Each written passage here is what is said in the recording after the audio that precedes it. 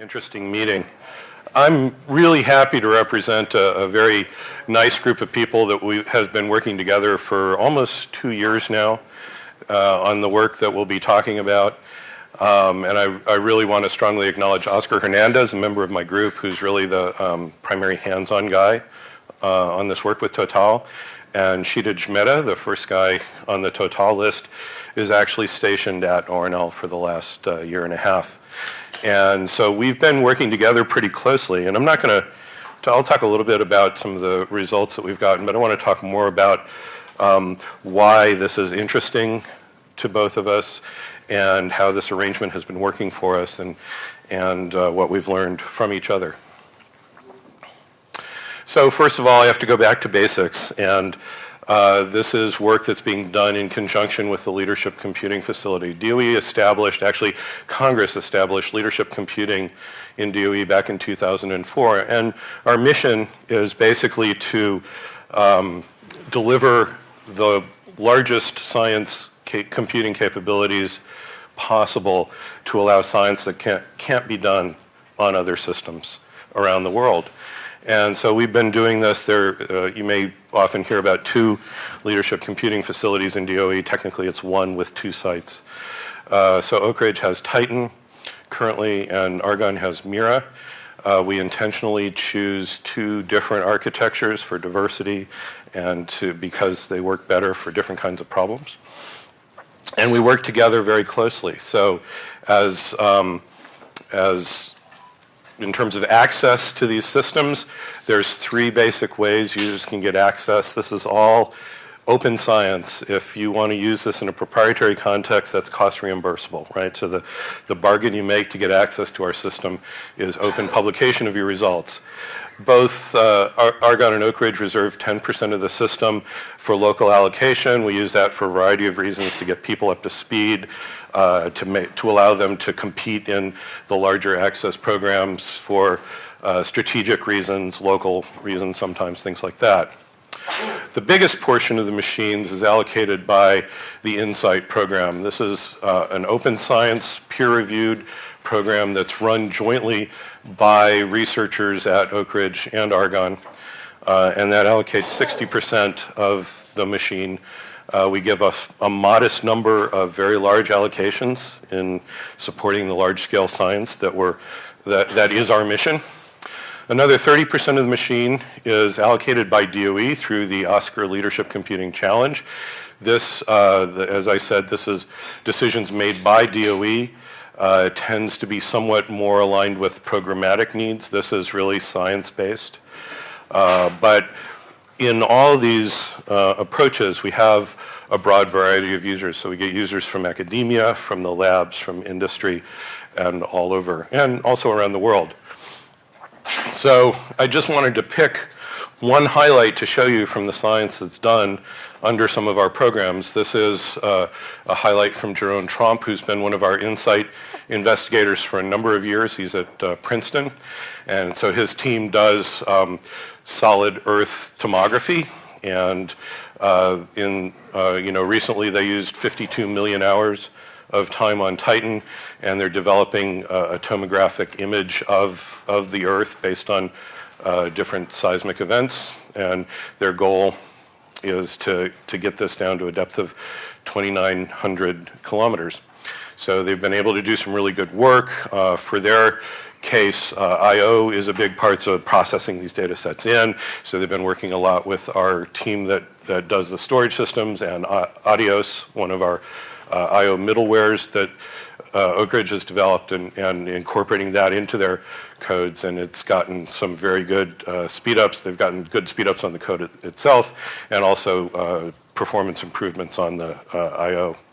So this is just an example. We have many such highlights, but we also have a very strong industrial program that I want to highlight briefly. So this chart shows over calendar years the number of industry projects that we've got as using our facility. So the darker bars are the carryover projects from prior years, and the lighter color bars are the new ones. So right now we've got a total of about 38 industry projects running in quite a variety of areas. So these are logos of some of the companies that we've been working with. And they come in various capacities. They're interested in different things. And many of these use our facilities. So a lot of these will come through our Director's Discretion program. Some of these are coming through the ALCC program that DOE decides, and some of them come in through our INCITE program. So it's a real variety here. But one of the unique capabilities we have at Oak Ridge is we're one of the largest accelerator-based systems out there for open science. This was a decision that we made many years ago now, actually. And it was really made for a couple reasons. We're looking at how to upgrade a machine called Jaguar, and the conclusion we came to was that GPU accelerators at that time were the only path that we could see to get the performance improvements we want, stay within the power envelope that we were kind of constrained to, and things like that. So that's the route we went, and we implemented, first of all, Titan, which went into production, I think, in 2012. And this has been a very distinctive aspect of our capabilities at Oak Ridge. So we've invested a lot in trying to ensure that we and our users are getting the best possible use out of the accelerator-based system that we can. And I think we've done a pretty good job. This chart shows some data over I think it was last calendar year, of the percentage of compute time that's GPU enabled over the 3 different user programs that we have. So you can see, for example, just looking at December here, the INCITE is our largest program, and something like 60% of the time in that program, this tends also to be the biggest users, 60% of the time that program has been used in GPU-enabled computations, about 35% in ALCC, and about 20% in the Director's Discretion, just over that particular month. So I would say we're using these things pretty well. Of course, there's always room to do better. And of course, Oak Ridge is building out new systems. You've undoubtedly heard about our next system in line, which is Summit, which is due to arrive starting in late 2017. And so this is another GPU, CPU hybrid system. So we're keeping the same architecture with CPUs and GPU accelerators that we had before. We are changing vendors, which confused some people when we made this initial announcement a couple of years ago now. But this partnership we have with IBM, NVIDIA, and Mellanox on the system is going very well, and we're building this out. But we're still very attentive to what it takes to use these systems well from a programming environment standpoint. And that's particularly important to me and my group. As I'll show you, this is an org chart. I don't expect you to memorize all these names, but just to kind of illustrate. So, of course, we have the computer operations folks who are the backbone of this whole thing. If you're a user on our system, you're probably working primarily with 2 groups. You contact the user assistance and outreach group to get your account and for basic support and things like that. And then we have the scientific computing group, which provides, these are domain specialists that provide deep support. We call them liaisons to the different science application areas. And so each of our INCITE projects gets some of the time of one of these liaisons. And that's very important to help ensure that we're using the system well and that they're able to get the best use out of it. And we have a good, strong communication pipeline with the users as well. We also have a couple of other groups. We have a technology integration group that's looking, these are the folks that design our high-performance storage systems and fill other gaps in the system that we need. We have an advanced data and workflow group. That's pretty obvious. And then we have my group, which is called Computer Science Research. And that name comes from the fact that we're also in a research organization. So we're actually matrixed between the research organization. This is just a portion of my group that's matrixed into the computing facility where we provide support for the programming environment and tools for the facility. So our main concerns here, this is not an exclusive list, but this is where we focus most of our attention. So we're really interested in directive-based approaches as the easiest, we think the easiest way to get effective programming of accelerators but keep portability. Of course, we have a lot of CUDA users as well. As a matter of practice, MPI is our base communication middleware. We are responsible for the performance tools, and we have a lot of open source tools. We have Vampire and Scorpy as well. We have debugging and correctness tools of various kinds. We've had a long-standing relationship with Alinea in this regard. And then this connects back, this is for the facility, but it connects back to research activities in my group that support this.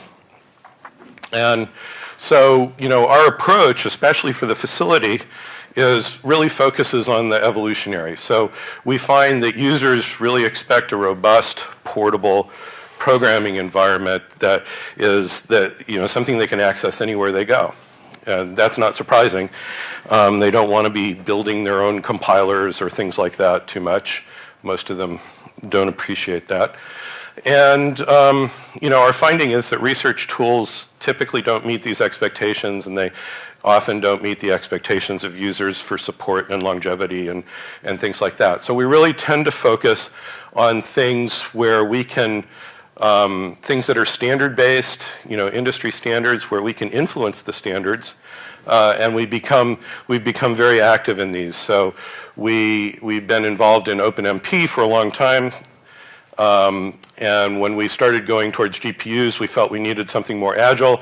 So we were part of the group that encouraged sort of spawning off OpenACC as a separate activity from OpenMP. And so OpenACC focuses on accelerator programming.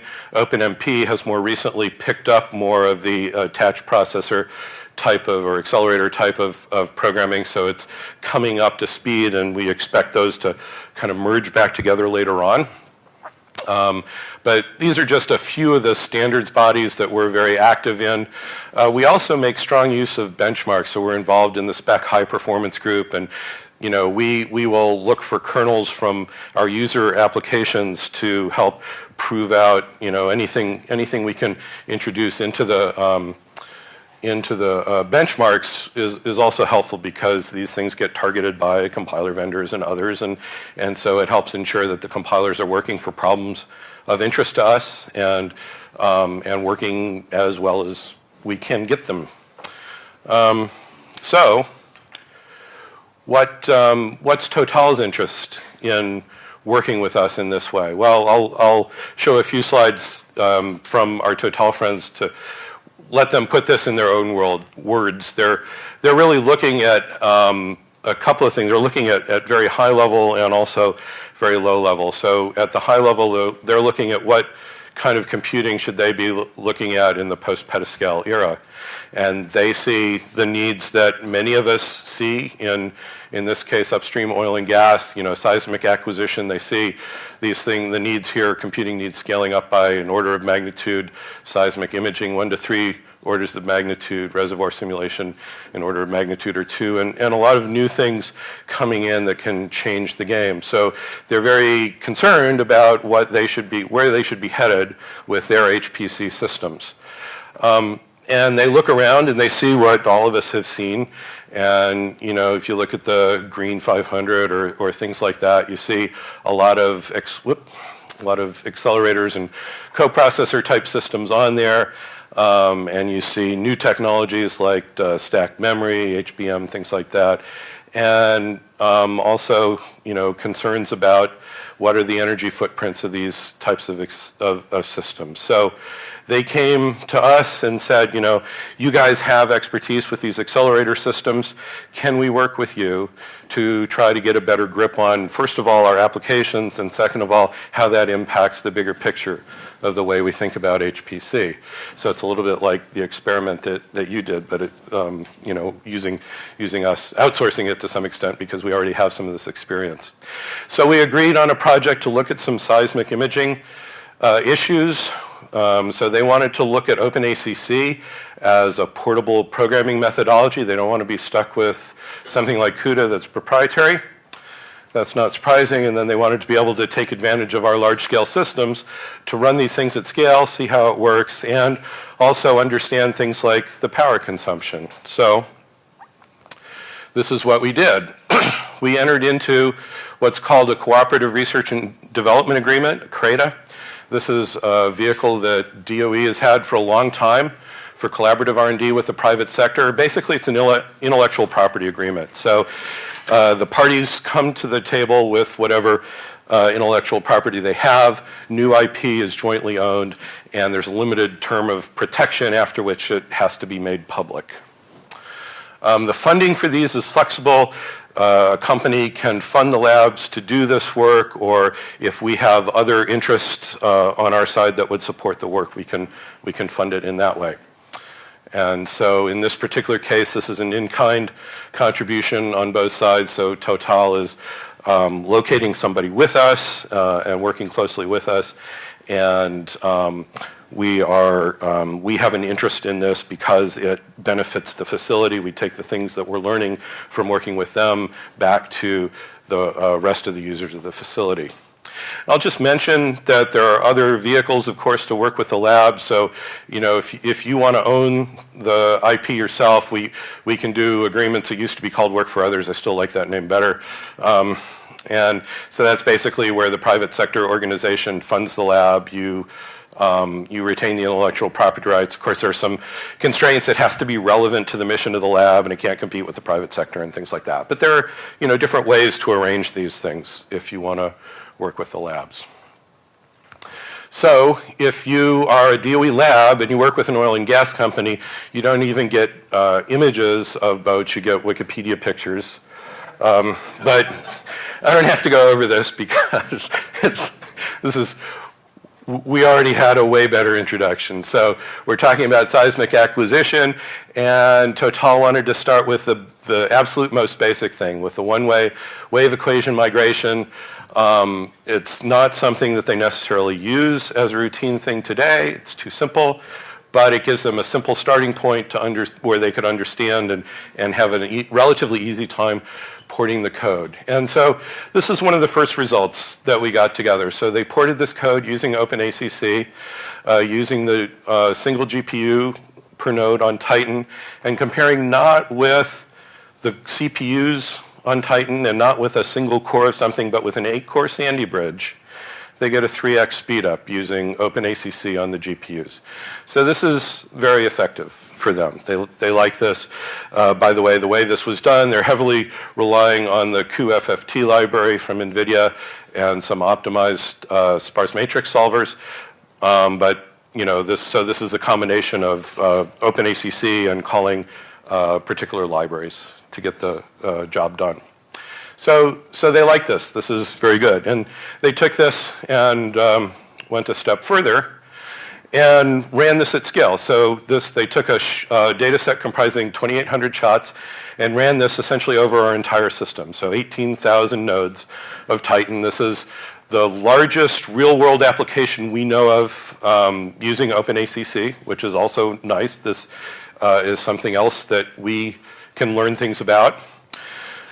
So these are just some quick pictures to give you an idea of the size of the various shots and the processing time. You can see they're closely related. There is some startup in some of the libraries and stuff here.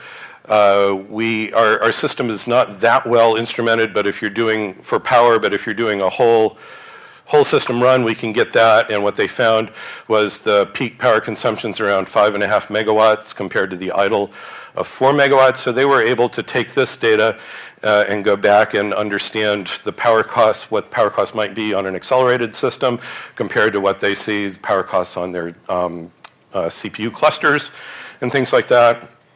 And then something else they learned, which is when you start scaling these things up, here's all the compute that was doing, but the I/O starts to be problematic because I/O systems are always lagging behind. So they decided not to spend a lot of time on the I/O aspect of this one. They wanted to move on to RTM. They're currently working on this, so they don't have the results yet. But here, they've got the OpenACC port. So this is a better imaging method.